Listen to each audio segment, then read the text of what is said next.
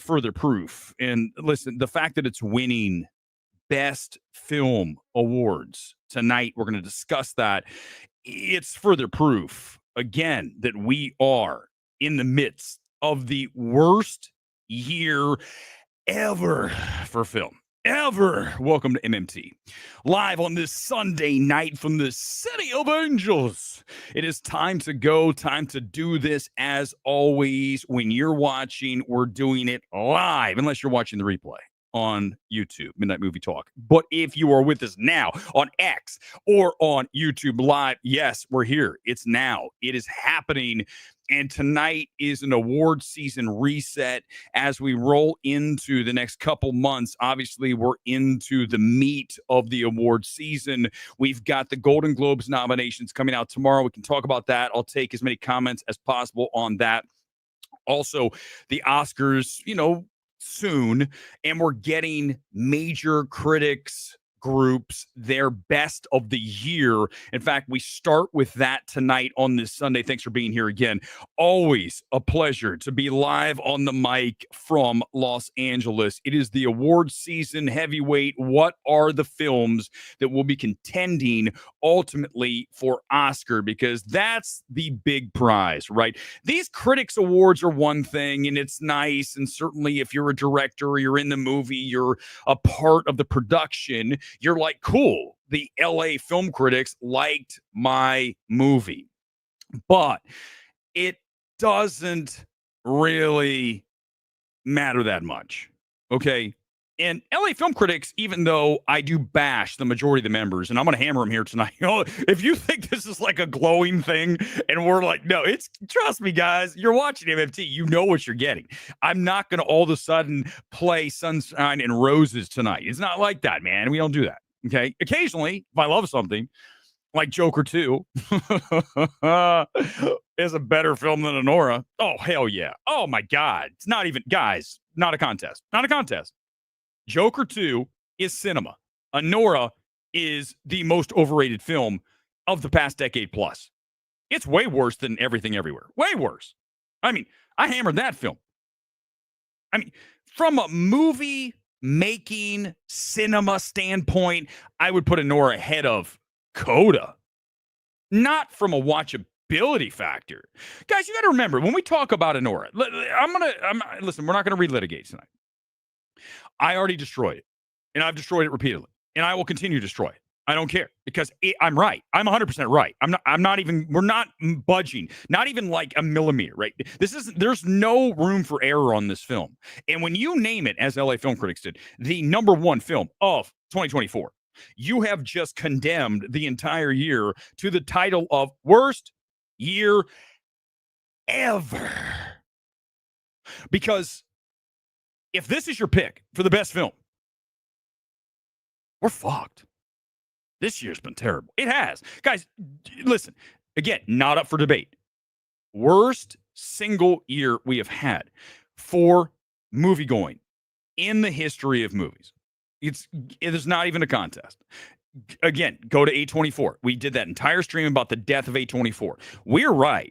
Listen, here's the thing, guys. You can watch other people that are wrong, or you can come here to MMT and be like, this guy is 100% accurate, 24/7, 365, batting average of 998. Okay? So when you're watching, just know we're always ahead. 2 steps ahead. 3, 4 fucking miles. Okay? It's not even close. If I were a member of the LA Film Critics, let me just say something, Johnny, just leave that there. I'm going to get to it in a second. I'm going to tell you this. If I were a member of LA Film Critics and they picked Anora, I am resigning on the spot. And here comes someone, well, they'd never invite you. Thank God. I don't want to be part of that pretentious bunch of bitches. Dude, are you kidding me? They're virtue signaling losers. 100%. You know, what did I tell you about critics? The majority of them are left wing. And I'm not right wing. Oh, but wait, you supported Trump for some things. That makes you a Hitler-esque kind of character.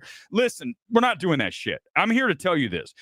I do not like anybody who goes too far in one direction. It's annoying to me. I don't trust them. They have agendas. And the majority of film critics, certainly in LA and New York, are hardcore liberal soy drinking bitches.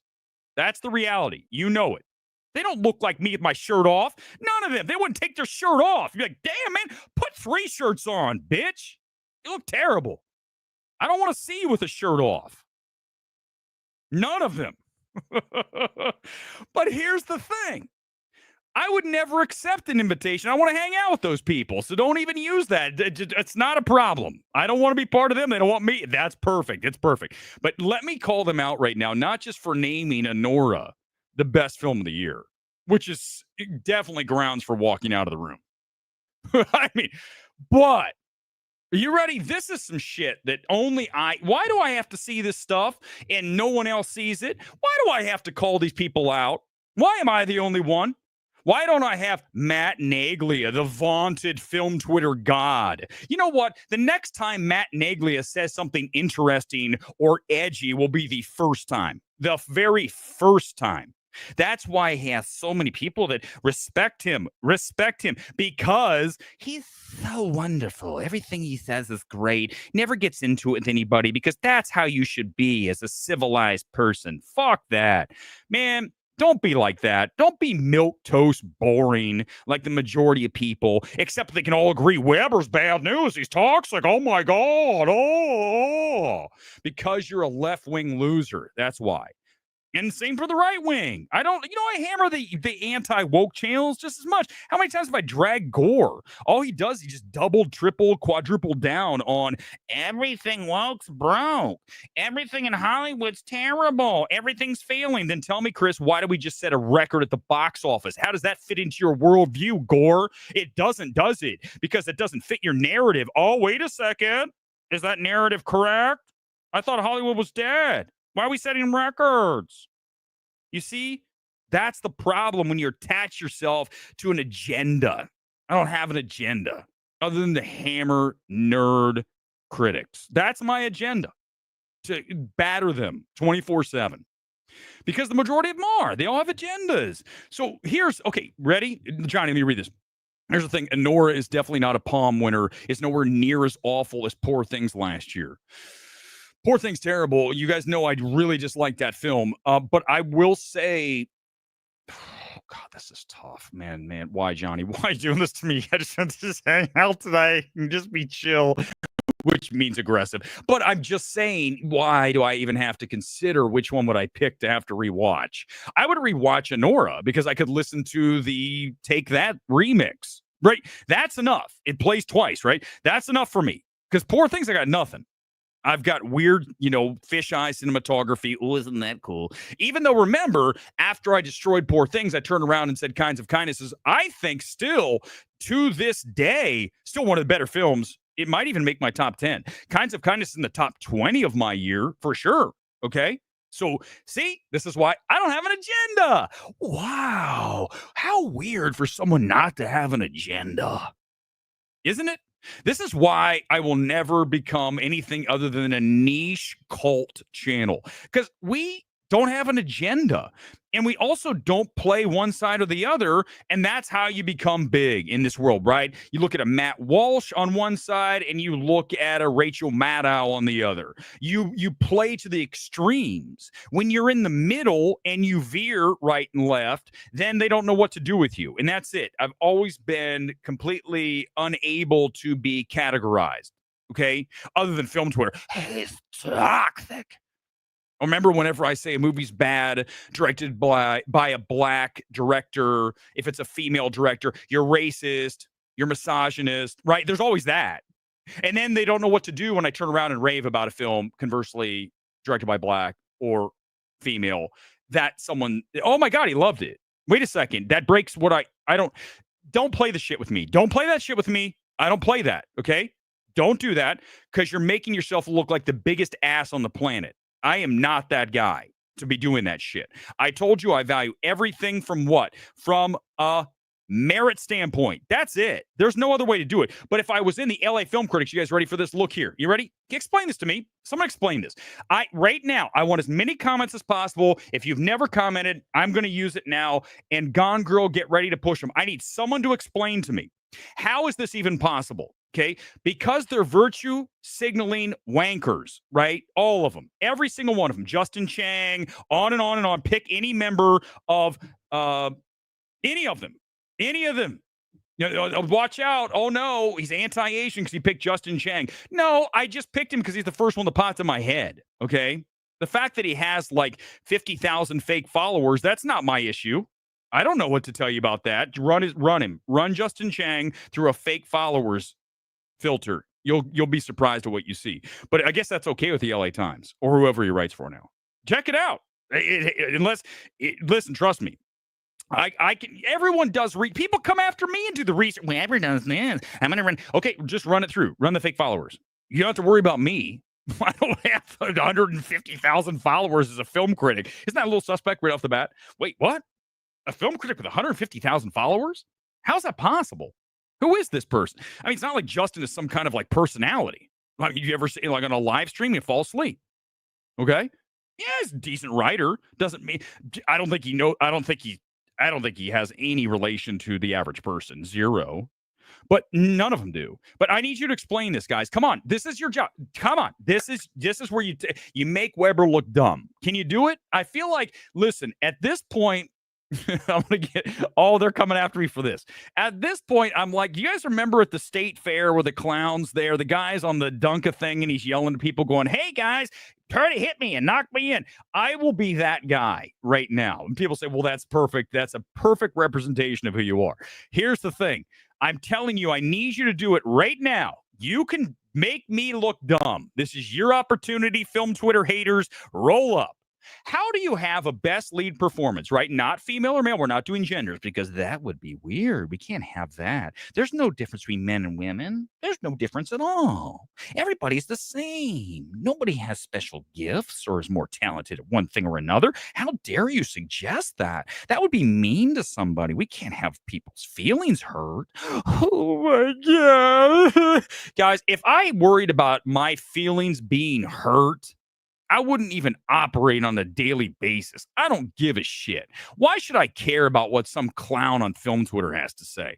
I don't. Conversely, they shouldn't care what I have to say, but I'm still going to drag the shit out of them, and I expect them to do that at me. I don't care. I don't make it personal. You make it personal about family or something, then you're fucked. I don't have no.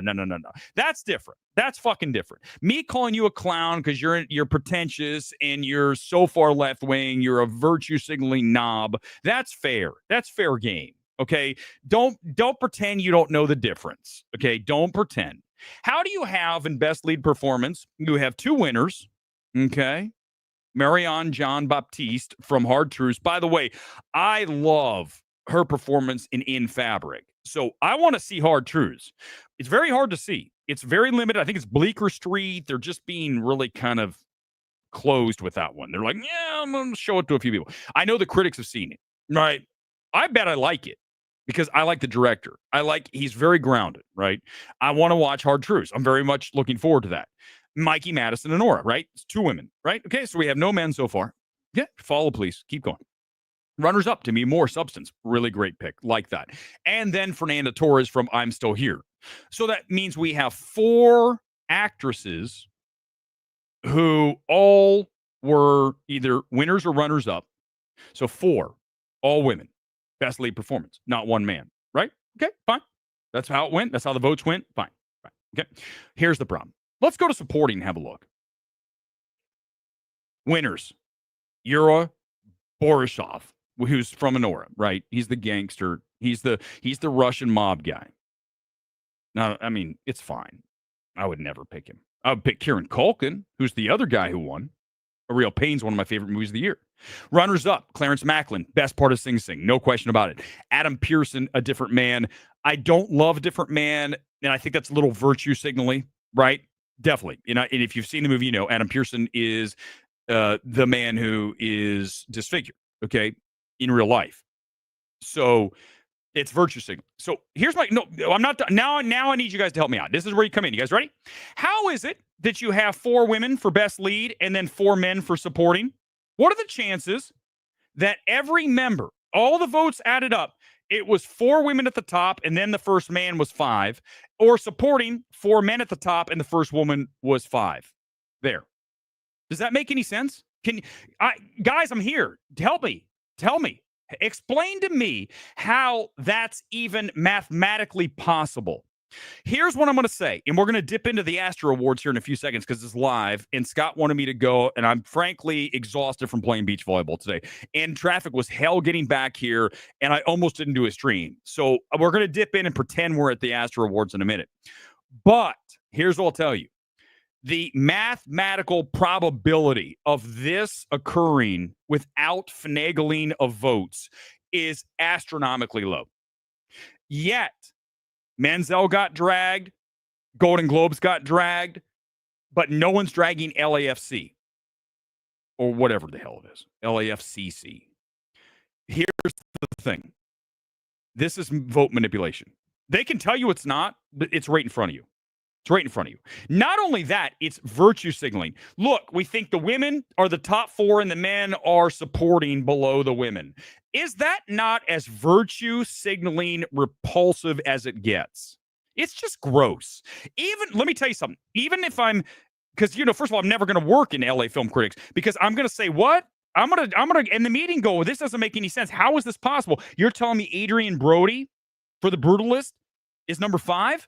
He's number 1 for the men. So the women are that much better, but then supporting all the men are better? That doesn't make any sense. What? What are you doing? This is exactly what corruption looks like. And yet no one's going to call them on that. I will. That's why they don't like me. That's why the film Twitter elite losers do not like me, because I call them out on their bullshit like this. That's right in front of you. It's right there. Some LA critics turn the acting race back to gendered categories as a protest. I mean, that's stupid. That's dumb. First of all, don't make the move. If you're going to piss off people, just leave things how they are. Why? Can I say this? I said it so many times. So why am I even asking? I can't stand virtue signaling. I think virtue signaling is I think quite possibly it is the biggest loser signal of anything. If I know someone's a loser, they're virtue signaling. That's it. Bang. That's it. Hey, everybody, we've got ourselves a remarkable loser in life who needs to virtue signal all the bullshit out there so that they feel virtuous in front of everybody. Shut up. Nobody cares. Okay? Nobody cares that you voted for the thing or you support this or that. I've talked about the things I support here and I go off on it and I say, these are the right. That's fine. But that's not virtue signaling. That's my belief. The virtue signaling is like, oh, I'm so virtuous. I think it's great that, ugh. And it's typically left wing. You guys, listen, if you were to ask me which group of folks I do not get along with more, it's left wing people. Hardcore left. Okay? Because you got the virtue signaling, you got the DEI, you got all the stuff I totally do not agree with, 100%. That does not make me right wing. It makes me, I don't want to be told how to think. Do not tell me I have to accept a certain way of thinking. Do not tell me that. Don't ever tell me that. Don't ever tell me that. Okay? That's the left wing. You have to be more open and not so judgmental. Well, that's the typical reaction for most critics, right? Especially the left wing. Well, that's why they don't hammer the films that they are not supposed to hammer, right? Who's one of the only people who hammered Anora? Me. One. How many people hammered Poor Things? Me. One. Not very many. Guys, not nearly. Dude, you know the percentage in this field? In doing film, talking about film, the percentage of people who hammered both Anora and Poor Things, I bet you I'm the only one. I bet I'm the only one. And did I do that because I wanted to be that guy? The only one? No. I'm doing it because I'm right. I believe that. And I know it's not just believing it. Here, guys, I need to explain something to you. I was talking to a good friend here on the phone earlier today. I know Weber's got friends. Oh my God, that's crazy. Here's what I'll tell you. I said, for whatever reason, when I was built to be relentlessly objective. Like any time that I start to lean too far to one side or the other, as far as I check myself, is this the right way to go? Are you sure that this is what you want to do? Are you certain? And with film, when I go all in, you guys know I never backtrack. When's the last time I backtracked? I told you I backtracked one time. And I told you why. Because I went to see Moneyball after I sat through Hugo. And I was not in the mood to watch a movie. I didn't want to see two movies. So I watched Moneyball after watching long ass Hugo. They're both good films. And Moneyball is so much better than I gave it credit for the first time. Second time I watched Moneyball, I go, okay, now I'm in a better frame of mind. This is why that day reminded me why I don't watch 2, 3, 4 movies in one day. Because I'm not. It's not the right headspace. So I'm here to tell you there's a lot of people in this space that are not in the right headspace when they watch a film. I am. And I tell you this, if I'm not in the right headspace, guess what I'll do? I'll actually skip the movie. I've done this. I've said I'm not ready. I'm not ready for this. I'm not in the right frame of mind. I'm not ready. I'm not re-energized to give this film the focus and the energy that it needs. So if I'm not, I'm going to just say forget it. Okay? So, great example, Nightbitch. We're going to talk about that here tonight. By the way, come in with your comments if you saw Nightbitch, only at like 83 screens. So, they're doing a very limited release searchlight on this. By the way, Disney did not report the earnings of Nightbitch, which tells you it didn't go well. But we'll talk about it. But here's what I'll tell you. I had a ticket to see Nightbitch on Friday, and I was sitting here. It's like 7:30 at night. And I was like, do I really want to go watch a movie tonight? I said, no, canceled. And I booked it for 1:30 the next day on Saturday. And I was in the mood. I don't love the film. We'll talk about it. But you see what I'm saying? I knew, because I know myself really well because I've been through some shit. We've talked about this. Once you've been through shit, you know yourself really well. You're dialed in. And I said, I'm not ready for this. So I said, let's leave. Let's not go see this. Let's watch it tomorrow. Okay. That's the important. Robert, listen, I ran out of A-lists. I know you want me to watch Y2K, but I can't. I heard it's terrible. You said it's bad, Robert. I don't think I can do it. You guys, you don't understand. You didn't suffer through Tuesday, Front Room, and numerous other A24 films that were ass this year. Okay? Front Room's the worst film of the year. It's not a contest. It's the worst film. Tuesday is so close to being the second. It's right there. So these are two terrible A24 films. I said this in a tweet on Friday. I will, and we'll get to Boston in a second, and I'll pull up. We'll do a few more LA. I'm sorry. This is what happens. I was just going to come on and do a tight stream, and I just start going off. It's just, I'm sorry, guys. It is what it is. I can't suffer through more shit A24 films. And here's the other thing that drives me crazy. You guys have to understand. I am furious that there are people in this town who have zero talent, zero taste, typically agenda driven, and they're in positions of saying yes or no to a film. And that includes the majority of A24 people. A24 is a very woke company, extremely. And I hammered them on Friday for not acquiring the substance, which is 100% accurate. Like, how you do not, when that film is available to you and you don't purchase the substance, well, here's how I imagine it going, right? Because when you watch the substance, you're like, I'm buying this film. If you don't know the story quickly on substance, it was a Universal film. Universal went to Farja and asked her, I think that's how you say it. It's just allow me, it's French. Give me a break. And then they said, we want you to make changes. And she said, no. And they said, fine, then shop it. And so it was available. So Mubi bought it. So here's the deal. Mubi does not have more money than A24. A24 clearly watched it and passed. The fact that someone at A24 passed on this film with the opportunity to acquire it is fireable across multiple departments and fireable across like entire squadrons of people at A24. Okay.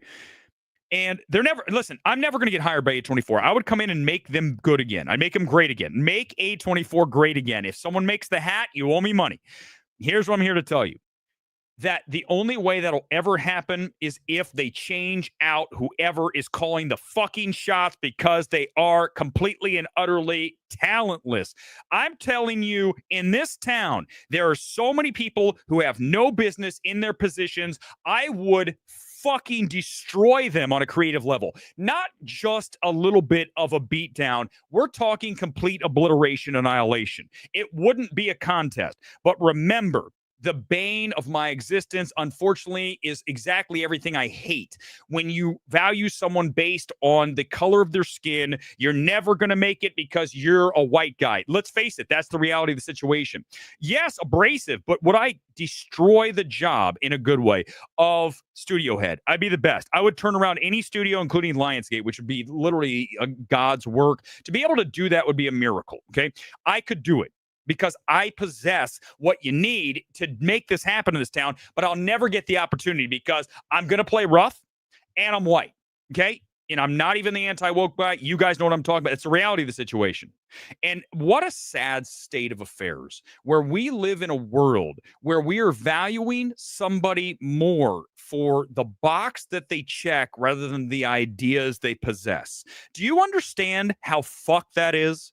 Do you understand how you should be 1000% against any kind of virtue signaling, DEI, checking boxes, garbage, refuse? It is a loser mentality, and I will never adopt it. And this is another reason why Hollywood would never hire me, because I literally just destroyed one of the tenets of this town because I'm right.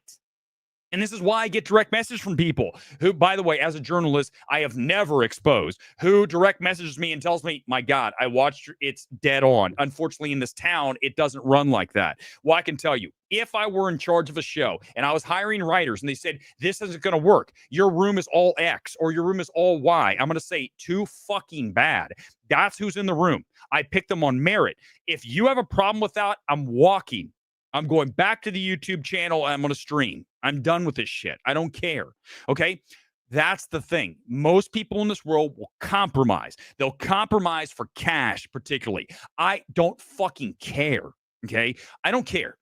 I need the things in my life that I have to have, right? I got to have a roof over my head. I've got to have a bed. I've got to have a shower. I got to have a place to cook. And I need a gym. I'm not going to lie. I need a gym. I need jerseys, okay? Tonight, LA Galaxy, MLS champions. I need a closet full of those. But here's the truth. I don't need to drive a Ferrari. I don't need to live in a house in the hills. I don't need to impress all of the fake ass bitches in this town. I have no interest in that. It doesn't even move the needle.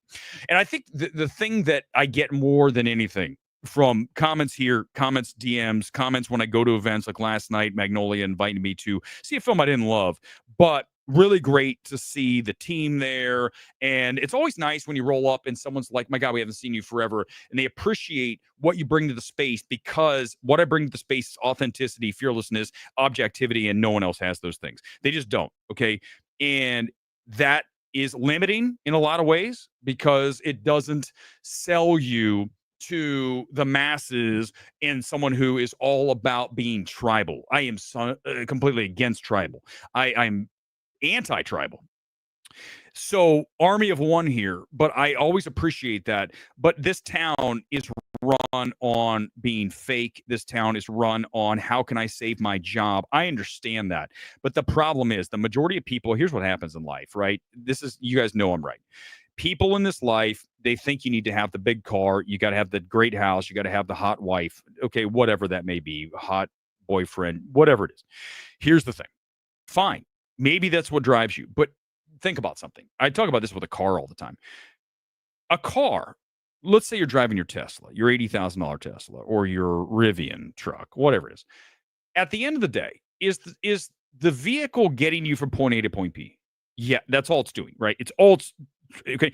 The fact that maybe you get there a little bit faster on the accelerator, or maybe it looks a little cooler, that doesn't change the value of your life when you think about it. So I think in the way I operate now and everything is what adds value to my life. What do I enjoy? So you guys know I enjoy talking about movies. I still do this. I enjoy going off on stuff that I don't love and conversely praising things that deserve it. I love playing volleyball. I love going to the gym. I love collecting my football kits / soccer jerseys. But remember, I'm not trying to impress people. I think when you go through life trying to impress, look at me, I've got here's the car, look at this, you're done. You're gonna, and this town is run by people like that's how they operate. And I think when you don't operate from that space, people are like, what's going on here? I don't understand really where this is, because I'm not going to buy into the bullshit. I'm not going to buy into the societal push of you've got to have all these things or you're not going to be happy. True happiness evolves and emits from you being content and enjoying the moments in a day-to-day fashion. Are you contributing to the world? I think that's very important. All those things are big part of whether you're going to be happy or not. It has nothing to do with whether you're driving that Ferrari or whether you're living in the house on the hill. I would love to live in the house on the hill and look down. I mean, fucking amazing. Okay. But I know that that isn't going to make me a better person, right? It's not going to make me happier. If anything, I'm probably have to work harder for the house. I don't want to. I'm good. I'm good. Also, let's not work as hard, right? I mean, that's the other thing. Don't let a company abuse you into the ground and work an 80-hour week, and then they'll cut you off at the knees as soon as they can. Be true to yourself. We're talking movies, and look what's happening. Do you see? This is why the weirdest channel ever. I get it. I understand. A couple comments. If Universal had given Substance to Focus, they would have a second strong awards film. And Emotion, it's a really smart call. I think the problem is it should be a Focus film. Universal, I don't know how it even ended up at Universal, right? It's so weird. It's not a Blumhouse movie. I don't know the story of how Universal acquired it or how they initially had it, how they greenlit it, but it is a Focus film, right? It's 100% a Focus film. So I don't know how Focus didn't get it, and then they would have been okay with it, okay? I know a lot of people I talk to. One of my buddies, Scott Chronic, can I just say thank you for whipping my ass today in volleyball? I want to really thank you for that. Okay, just remember, though, I'm a lot older, so don't feel like good about that, Scott. You're in your athletic prime, okay? I want to remind you of that. But he said, I don't like the movie because it falls apart. It's great at the end. I understand there's a lot of people who feel like Scott. I understand that. But I will tell you that as much as I think I had an issue with that initially, when we wrap and end up back on the star with the blob reaching its final resting spot, that's so good, right? I mean, that is so good that I go, we're good. I'm done. Whatever I thought I was going to feel, we're here. We remember, I go back to Parasite, and I remember I saw Parasite very early before anyone was talking about it. Right after Cannes, they had a screening across LA, and I knew that the buzz, it felt legit. So I said, let's go see this movie. I saw it over at Sepulveda Screening Room, which is on the west side of LA, when I used to drive all over the place, and when movies were better too. And I sat through Parasite, and I remember the moment when the violence erupts, right? When they're outside and the whole thing, I started to go, what am I watching? What's happening? I don't know if this is going to work, right? We talk about tonally. We talk so often. We'll talk about Nightbitch here in a minute, because Nightbitch tonally is one of those films that has a real herky-jerky feel to it. So when you watch Parasite, that tonal shift is so jarring that I was like, whoa, hold on. I really love this film, and I don't know if I'm going to dig what's going to happen here. But then out of that, we get to dad in the house sending messages to his son. That's so good, right?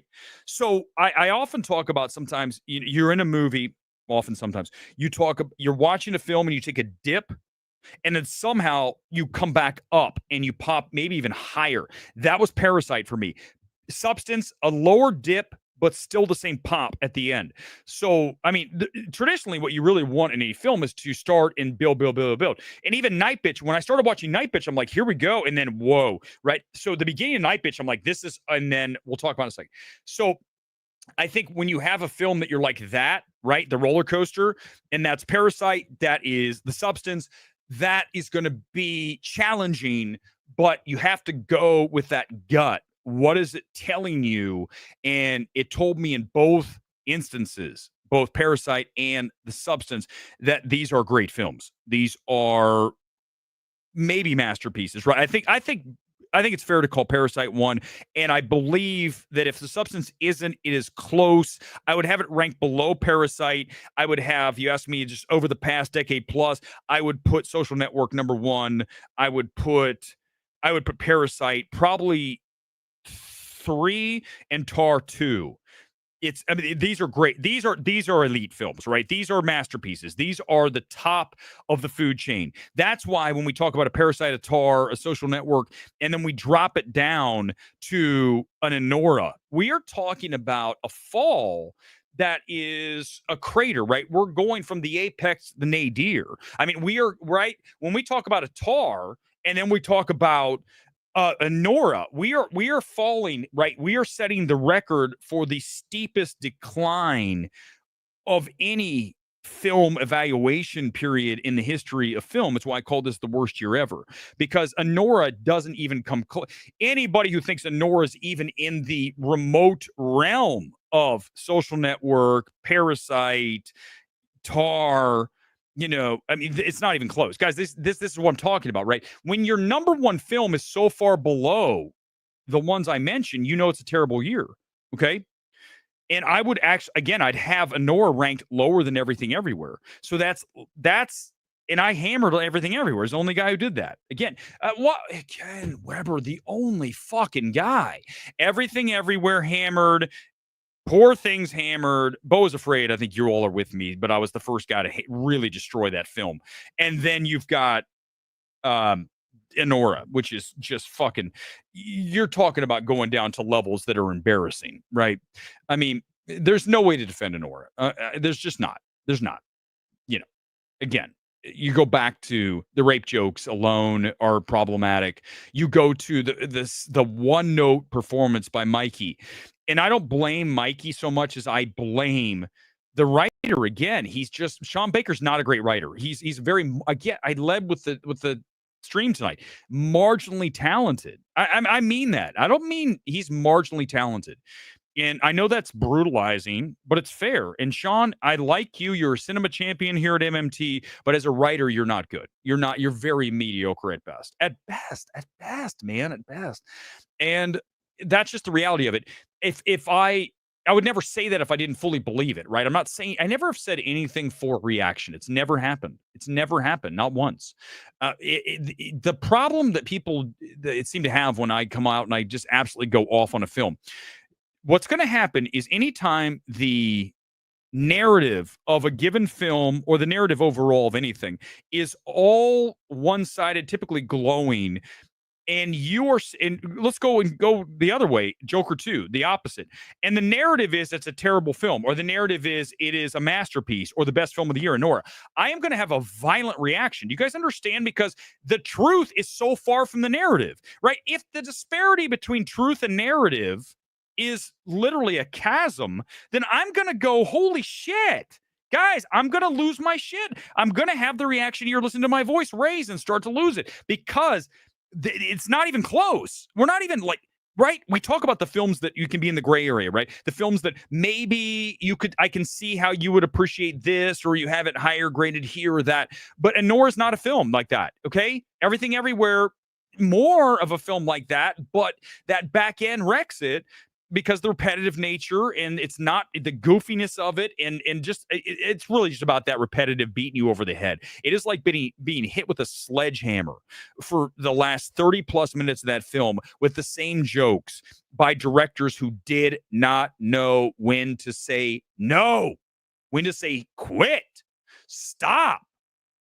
No one told them that, because that's the society we live in too. We don't have people say no. We say, yes, it's great. You're so talented. Again, back to what we talked about from the top, because that is definitely the liberal mindset. Oh, you have to affirm this, that, and the other. And I'm just talking about trans. I'm talking about in general. You have to affirm that everything this person's saying, no, what they're saying is false. Shut up. Also, what I'm going to say, because I haven't said it before, I don't even care at this point. I will tell you, I'm 100%. Any trans man / woman should never be playing with biological women. Never. It's never happening. If you want to, you can go and you can create your own group. Here's the thing. Can I ask you a question? And I'm not getting off this because this is going to be all web. This is it. Here's what I'm going to tell you. When's the last time that a trans woman went into men's competition and was great? I'm just help me. There's not a lot of instances. So why, as a man who clearly has strength advantages, right? I mean, just look at volleyball, okay? I play beach volleyball. The best male beach volleyball player jumps immeasurably higher than the best female. There are some women who jump well, but overall, the men's tour is a higher net. It's an 8-foot net versus 7'4". So you've got to jump higher, and they're jumping higher on top of that. So you see, there are advantages. That's just the reality. I'm not going to pretend there aren't. So no, No, you're not playing. You're not playing in my daughter's league. You're not playing in any woman's league. You're going to play in your own league. You're not playing in the league. There's no argument to this. I'm not ever going to budge on. That said, remember, one of our favorite movies of the year features tons of trans actors and actresses in National Anthem. So there you go. See, there you go. Thank you. No, listen, because the reality is that I'm right. There's no way. There's no way you're playing. Not a chance. And all the records that are broken, no way. Those records don't count. You're out. And I want to applaud tonight. I will do it. I'm going to tell you tonight. I'm going to applaud every single member of the women's volleyball team in the Big West or whatever, the Big Sky conference that said no to San Jose State. I want to applaud them tonight because that's taking a stand, and that's something we believe in. Stand for what you believe in, and I 100% back that because I believe definitely I'm on their side 100%. Women need to have their own space for sports. Okay, no. That's it. There's no more to say. No more to say. Done. All right, let's have some fun. Let's talk about Timothée Chalamet. You guys ready? I'll get back to Boston later. I was going to do all these other things, but I figured, just quickly, just it's going to be fast. Let's dip into the Astor Awards happening live here in Hollywood tonight. Scott wanted me to come, and I said I can't. Oh, it's over? No, it's already over. Forget it. We're not dipping in live. Let's watch. Good for him for wrapping it pretty quick tonight. All right, let's go watch Timothée Chalamet. You guys ready? This is some shit. Let me tell you. Let's listen to Timothée Chalamet speaking of sports. What a perfect. This is how seamless this show is. I didn't even plan. Remember, this is live. I have an idea what I want to do, but typically it doesn't work out how I want it to because I don't adhere to a structure. Terrible structure. Can you tell? Can you guys tell? Here, let's listen to Timothée Chalamet pick yesterday on College Game Day. He's picking teams. Let's just listen to him, and then I'll give you my reaction/critique. 8 wins in a row, 11 all-conference players. This should be a comfortable, easy win for them. Breaking it down. No. This guy's a great actor. Hey, he said, I only got 6 games. I'm bringing a heater on all 6 of them. Listen, these teams are 2-2 in the last 4 matchups. The Redhawks defense looks good, but I'm looking at 4th-year Bobcats quarterback Parker Navarro. Yeah. 65% completion rate. If he can get going, he'll tilt this in favor of the Bobcats. I'm going underdog Bobcats here. Yes. Underdog Bobcats. He's okay. I'm from Ohio. Go Bobcats. Okay. I'm an Ohio State guy, but we always are going to root for Ohio. Of course, they won, so he got a lot of love for that pick. What I find interesting here is obviously you guys can see he's got all of the information on the thing, right? We talk about reading a teleprompter. He's not reading a teleprompter, but he is looking at his notes and they're clearly highlighted. Here's what you're going to say about Ohio. Their 6th-year quarterback, and right, it's all there. He's an actor. He knows how to do lines, okay? Do I think Timothée Chalamet knows sports? I don't think so. I think that he's a decent actor. I don't think he's great. We're going to talk about that in a second. But I'm going to tell you, this was all fed to him. 100%. And by the way, the fuchsia coat, and I love wearing crazy shit. Not a fan. Okay, he's wearing this like heavy fuchsia coat, and everybody there is wearing a jacket. They're not even in jackets. This is kind of a goofy outfit, right? I know he's got the Complete Unknown shirt. By the way, I want to mention, no one else noticed this. I called it out. Disney owns ESPN, owns 20th Century, which of course is bringing you a Complete Unknown. Therefore, let's put Chalamet on the set of College Game Day, which has a lot of younger males watching. That'll mean our film will get a lot of publicity. Do you see how my brain works? I'm smarter than a lot of people. Okay? That's just the I'm sorry, guys. Can I just say it? I know Weber's is always saying he's so, because what I just said, I don't have a teleprompter. There's no teleprompter here. I'm looking at Chalamet on my laptop, okay? And I'm here to tell you that he's reading. Let's continue because it's, again, watch how he delivers. He's looking down and he's delivering the line, and he's also nervous. Chalamet's acting cool, but he's nervous. He's 100% nervous. I love that. I'm going to go with you guys with Miami of Ohio. The main reason. Okay, I'm going Louisiana here. Tyrone Lewis Jr., Cody Jackson, Tyree Skipper. They're going to step that defense up. Billy Napier's legend remains. The defense is strong. Okay, the biggest concern Louisiana has. Okay. Did you hear? The crowd is not having it. Did you hear when he was done? Typically the crowd, they're all riled up. They're like, what the fuck is this guy up there talking about? Even if he knows what he's saying, it'd be like me. I'm the film guy. And I show up on College game day, even though I could hang.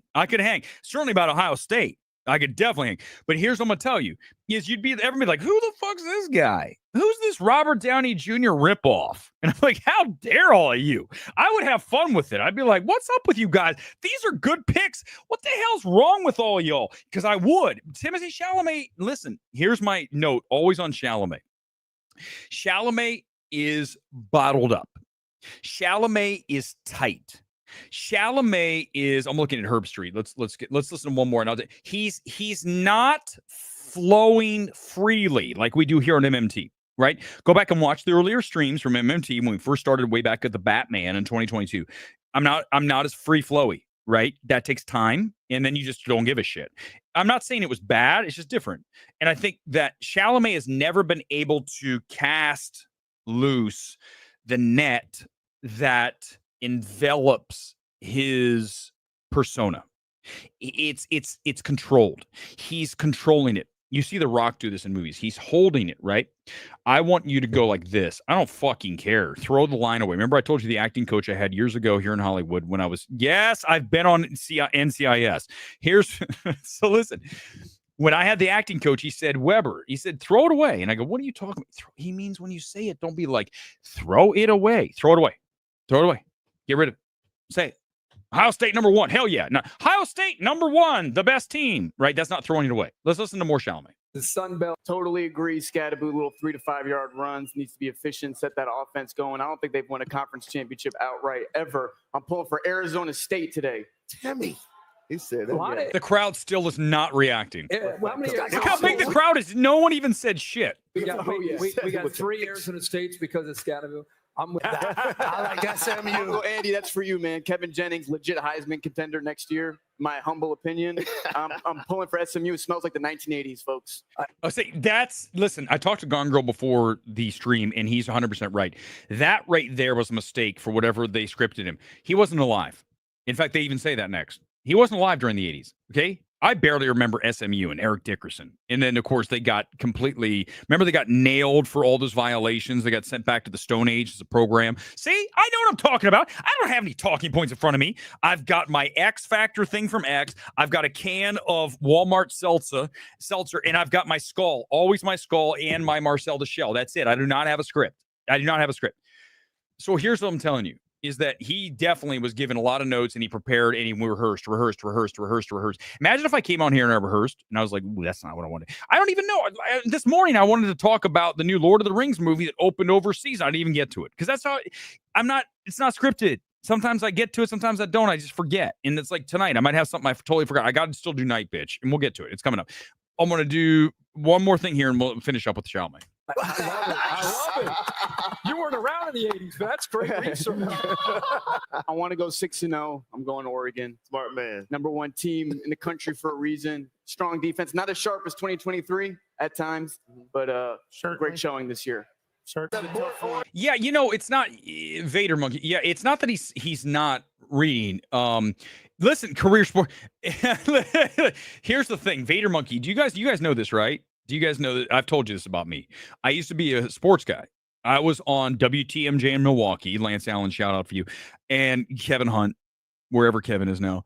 I was on TV in Milwaukee. I was on TV in Orlando. I was on TV in Charlotte. I was on TV in Kennewick, Washington, where I was the weekend sports guy, my first job.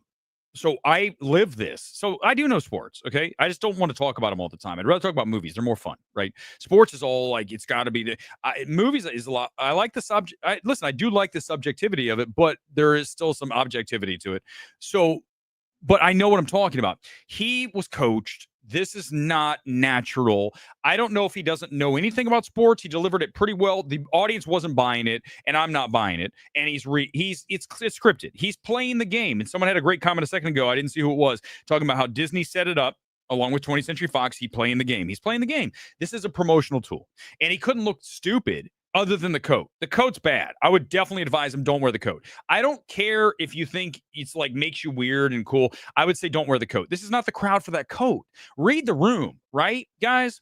Like if I'm going to go for like a big meeting at CAA about our script, which is probably going to happen, and I'm at CAA, I might wear a jersey, but I'm going to wear a jacket on top of it, right? Like a button up. And that's how I roll, right? And I'll wear my skinny jeans because I always do. My legs they are what they are, man. Fuck that.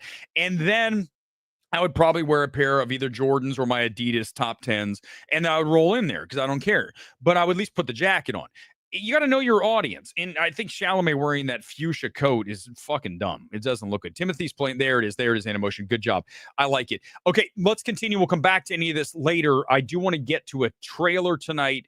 It is time for the MMT trailer reaction, and it's short. This is a very I can't wait for 28 years later.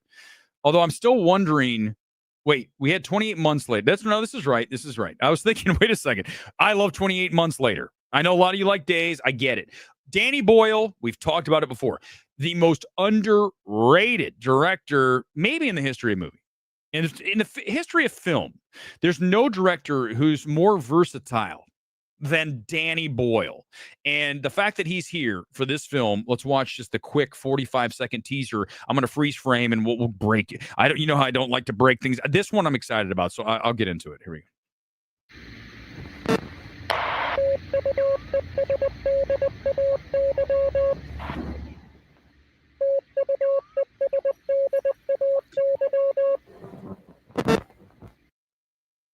And that's it. One more time. Is it even 30 seconds? Holy shit. If you have an hour Hold on. I got to sit through an ad.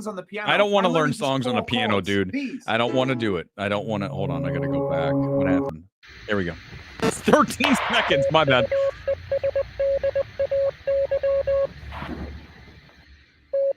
Okay, hold on. Let me hit pause.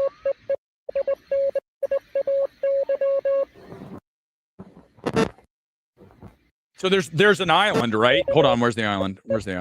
It's so fast. There it is. Hold on, let me see if I can click it. Damn it, it's like literally one frame. There it is. I got it. I nailed it. So we've got an island, right? We've got the zombie outbreak. Obviously, I love the idea. We have confined ourselves to an island, and now we are going to have the outbreak occur on the island, and then they have to get off the island and go find somewhere else, right? Simple construct from a screenplay perspective. Love it. Listen, 28 months later is a hell of a film. It's truly one of my favorite unheralded cult films for me, because everyone talks about 28 days later. I like months, and go back and watch months. We talk about it quite a bit on this channel. You look at that film and you look at Idris Elba came out of that, Renner, Rose, Byrne. You've got all kinds of big stars that came out of that film that were not big at the time. I think it speaks to how strong that film is. That when he gets in the helicopter, dude from Lost, and he's spinning around and dude, I screamed. I was in the theater and I shouted. The more I think about it, I forgot to mention this. When I watched 28 months later, that was one of the films that actually made me really get after this, because I went from Orlando, where I saw 28 months later, to Boston. I started that show. It was called The Final Cut. It was on Thursday night. I reviewed movies. I could find one. I'll show you another time, not tonight, because we already did a long show. I'll show you. But I produced it, I wrote it, and that's where I started. And everyone in Boston knows that I was the only. I think I'm one of the last people to have like a movie segment on any kind of news program in the whole United States. I mean, and that was like in 12, 13, 14. So over a decade ago. So if anyone questions my credentials, I got news for you. I've been doing it for over a decade. No one's better.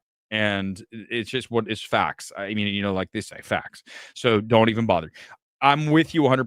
Sadvik, this is one of my most anticipated, because you've got the combination of a film I can't wait to see along with the director, right?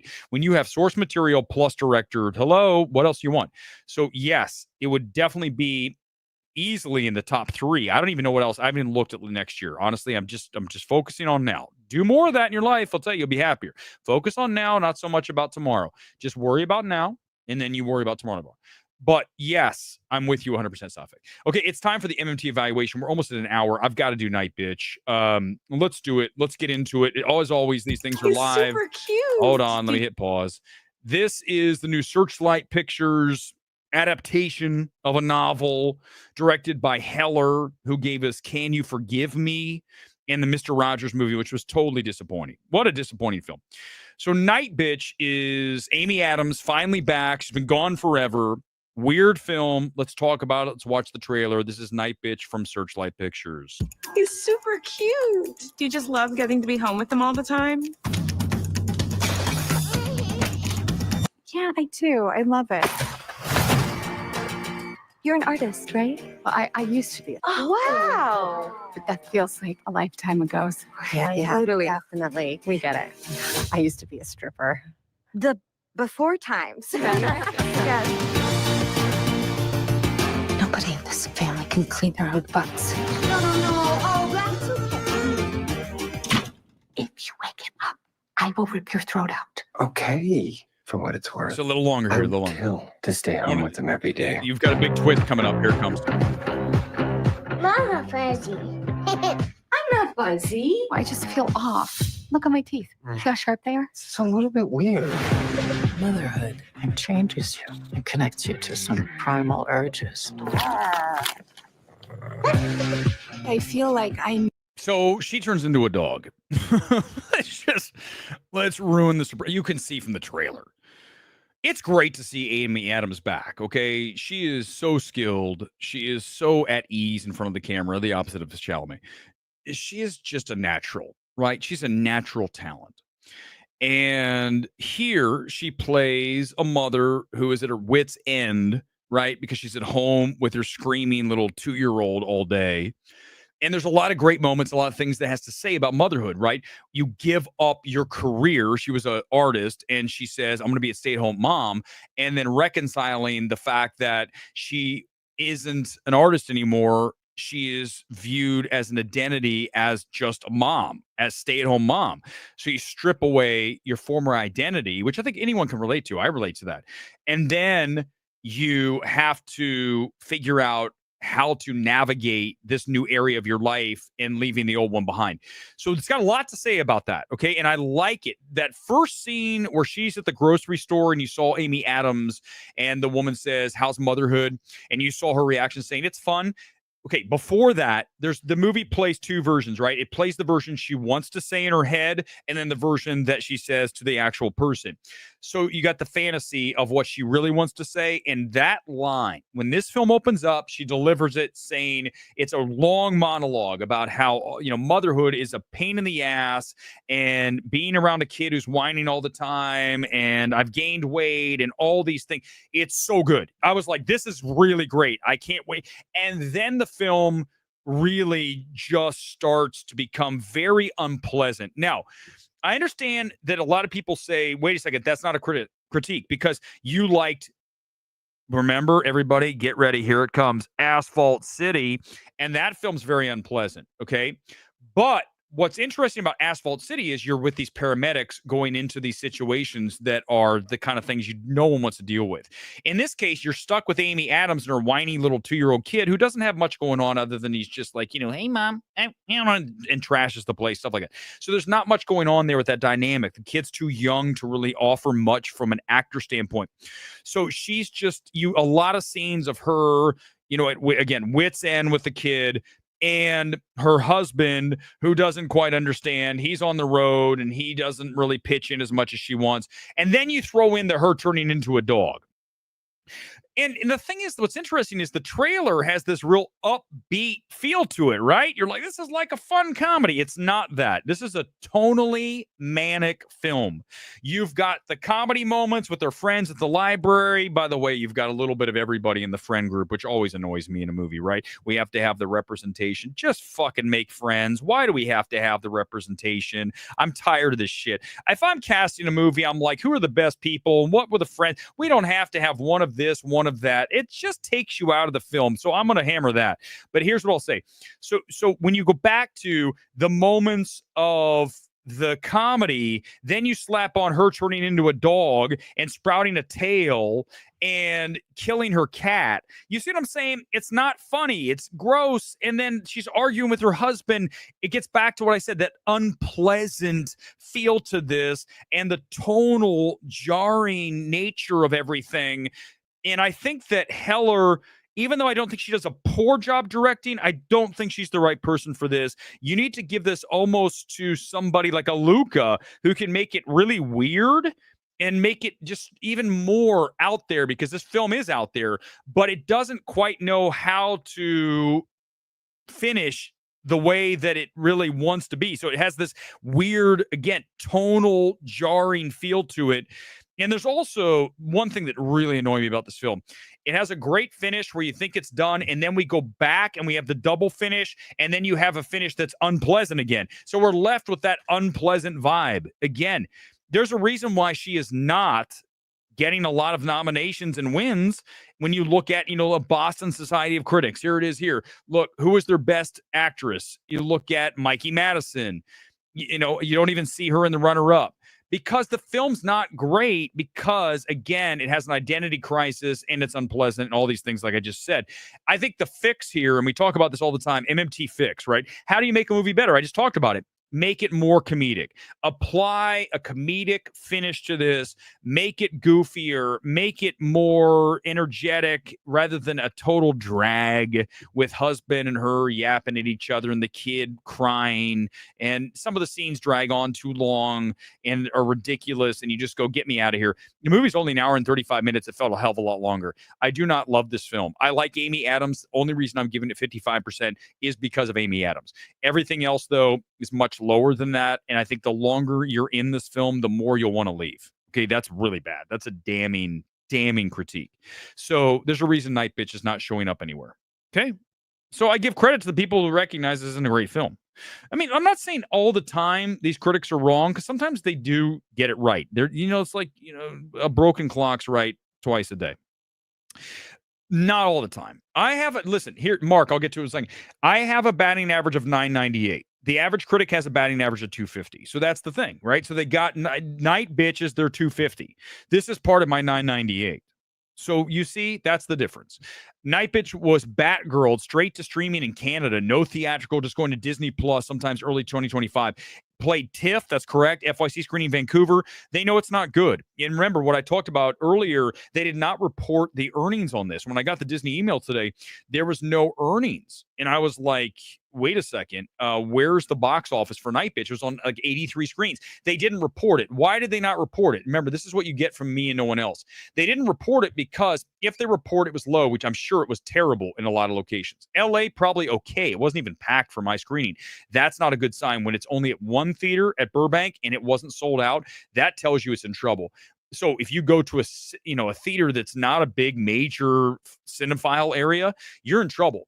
They didn't report the earnings, the box office, because that would make any chance this had to get any nominations even lower, because then you saddle on the narrative that it's a bomb. So they're trying to avoid it. Remember The Woman in the Sea? They did not report those because they didn't want that film getting destroyed, even though it has no chance. I mean, I could have told them it had no chance. But remember, they didn't report the box office because they don't want that to be part of the baggage that this film has to deal with. This film has enough baggage as its own. So, whether it succeeds or fails box office-wise, which I'm sure it's failing. I don't have the numbers, but trust me, it's not doing well. It's because it's not great. And it's a shame because, remember, one of the things that's always the most frustrating is when you have an actress like an Amy Adams, who is so great, as I mentioned off the top, natural, one of our best, just pure actresses. And you remember, go back to An Arrival, you go back to An American Hustle, you go back to all of the films, on and on and on. So many films from her, from 05 to 15 to 20. She was doing so many movies, right? And great work across the board. Very versatile actor. Hillbilly Elegy, which I like more than most people. She's very talented and she's very much of a natural beauty. She just is kind of the all-American girl, right? And talented. So it's a shame when you get somebody like that and they only have so many performances because she has a family now. So she's not making as many movies. I think that's why she disappeared. She's raising her kids. So this, I'm sure, has a lot of pull to her, this film in particular. And I'm not saying the decision was wrong, but it's a shame because now we're not going to get Amy Adams in a film that would have been better. And instead she settled on Nightbitch. Okay. Yeah, and that's the thing, Adam. I think it's because she was raising the family. I think she just had 2 young kids. She has young kids. And listen, I will say this. I don't blame actresses who decide they want to get out of the spotlight. You look at a Cameron Diaz who said, I'm done. I think at some point, if you have the money and you're good, and Amy Adams, when I went to Critics' Choice one year, I remember talking to Amy Adams, and she was you could tell she was very authentic and very sweet. And I'm not saying everybody's like that, because that's not true. But she really had this extra authentic feel to her. And I think that when you're like that, she doesn't need the trappings of Hollywood. So for her to disappear doesn't mean as much for someone who needs the limelight. You look at a Nicole Aniston. Everybody know what that means? There's where my head is. Nicole Aniston. Jennifer Aniston, right? When you look at her, she's an actress who never had kids. Okay? She was all about career. I bet you, and I know, listen, cut this and send it to her. She might not admit this, but I bet that if you asked her, she said, I wish that I would have had a family. She's now in her 50s. It's too late. I think that actresses need to listen. The biological clock's real, right? So for an actress to say, I want to go and raise my family and do that, I think that's listen. If you ask me, should you have kids or not? I think yes, 100%. And for Amy Adams, if she wants to be at home, that's good on her. She has her money. She has her level of fame. She's great. She doesn't need to ever do this again. So if she wants to do that, I'm good one. All right, open comments for a few minutes, then we're out of here. I'm over an hour. I wanted to go like 40 minutes tonight, and now, look, I'm over an hour. We did the evaluation. We talked about Chalamet. We did the critics groups. We've done, just quickly, is there anybody more versatile in the space? Not Sean Fantasy. Definitely not the fraud Sean Fantasy. That motherfucker's a fraud. I will gut him in a live stream. I've told you guys a million times, cut it and send it to him. I will destroy him. It's not even a contest, guys. This is Glass Joe versus Mike Tyson. It's not even a game. Okay. Fantasy's the biggest fraud ever in the space, ever. Okay. And here's the thing why do I hammer Fantasy all the time? Because the other thing about Fantasy that's so pathetic is that he virtue signals his films to film Twitter. That is disgusting, right? Oh, he would never hammer Anora. He'd never hammer Poor Things. He never would do it because that would possibly rankle the rank and file of film Twitter. Imagine caring. That's the difference between me, the true, authentic talent, and the fraud, right? There's so many frauds in this space. Couple comments and we're out of here. Rose Byrne, you got it. Steve, by the way, I want to thank you. I saw your super chats from earlier. Give me those. Bring them in now. Let's hit them. Steve, I missed yours from this morning. So quickly, Gone Girl, whatever Steve gives me, give it to him now. Give him 2 because I owe him 2 minimum. You said something about, Steve, I know you said something about not Armageddon. Good Lord. It's always me and Armageddon Interstellar. Oh, I want to mention this. I talked about Interstellar this morning. I think of all the box office, and by the way, quickly on box office, you missed box office, breaking box office today. Great weekend. You're talking about a record-setting weekend. Go back to what I said off the top with people saying Hollywood's dead. How is that possible when we're setting records in the post-Thanksgiving frame? It's impossible.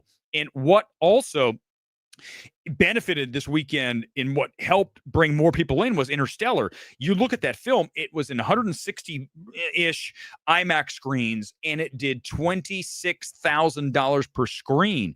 That's huge. And remember, that's not even with a full day of showings. A lot of times it was sharing with Wicked, with Gladiator, with Moana 2. So it didn't even get all the screenings it would normally get. It got 3, like in Burbank, 3. Some places probably 2 or 1. So for it to be doing that number with limited screen, that's impressive. So remember, it's a 10-year-old film, and Interstellar, I can't wait to see it again tomorrow. Remember, I saw it in 70 millimeter just a year, or was it 2 years ago, down in Beverly Hills. They ran a 70 millimeter cut of it on a Sunday, and I specifically put it on the calendar, drove all the way to Beverly Hills and watched it. So it's not, I'm excited to see Interstellar again tomorrow, but I just saw it, so it's going to be not as powerful as it was, even though the print was not as great in Beverly Hills.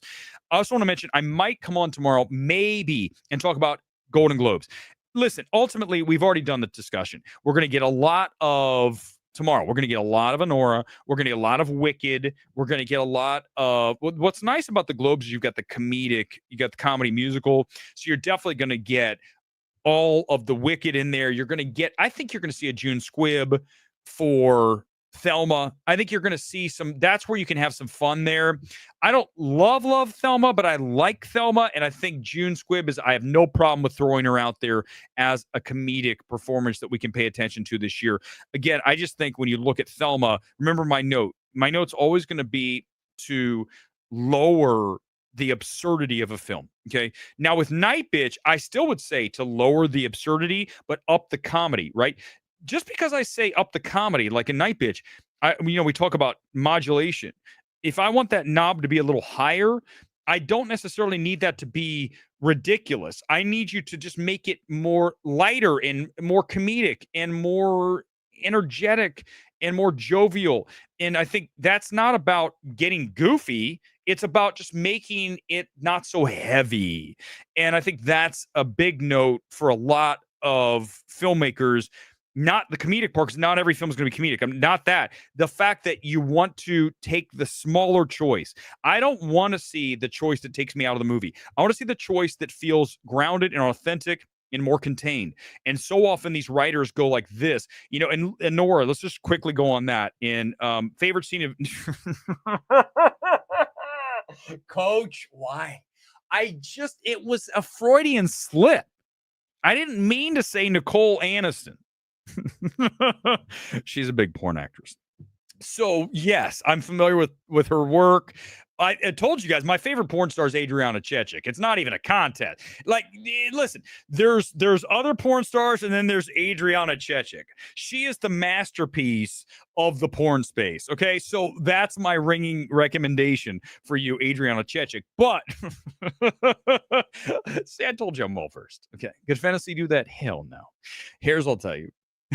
This guy's obsessed with that fraud Sean Fennessy, is that I just want to see smaller choices. I want to see directors and writers go smaller. Back to Anora quickly on that, right? The choices in that film feel large. The choices are so exaggerated. The whole scene of her on the couch getting gagged going on for, I kid you not, probably 30 minutes. I'm never watching it again, except for I'd watch the opening scene and then walk out just to hear the take that. So but I'm going to play it one more time as we get out of here, because I do want to hear it one more time.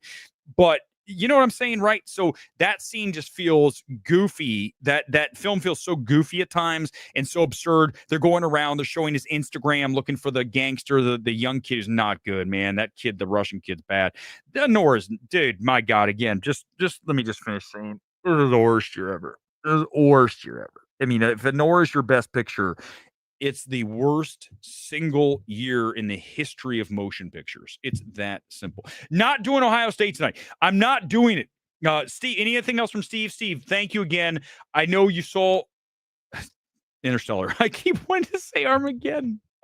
I know they just had a screening of Armageddon down at the Academy, and I'm pissed I didn't go. I like Armageddon. Armageddon rocks. What a great B movie. Let's listen to music on the way out of here. Thanks for being here on this Sunday night. Maybe tomorrow with Golden Globes. If not, we'll talk about it Thursday when we talk about Kraven the Hunter. Why do I have to do this? Why are you making me watch this shit? Well, I will, because I think I actually will have fun with Kraven in like an abusive way. I like being abused cinematically by terrible films like Kraven the Hunter. Let's get ready to rock out of here with Take That and Calum Scott with the remix from